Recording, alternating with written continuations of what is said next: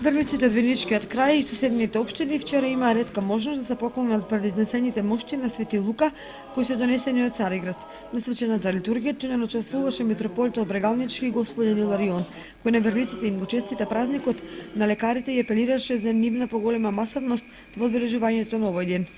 Светиот апостол и евангелист Лука е еден од 70 апостоли, бидејќи тој самиот откако ги изучи световните науки, ја изучи грчката филозофија, ја изучи медицината и уметноста, самиот посака, бидејќи слушна за Спасителот Господ Исус Христос, да појде и да се сретне со Него.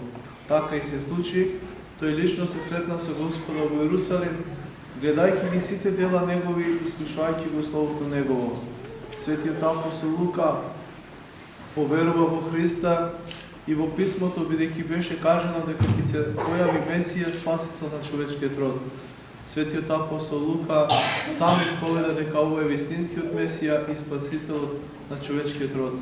Инаку за светиот апостол Лука знаеме дека потекнува од Македонија и неговите родители беа преселени во Антиохија, каде што тој се роди таму.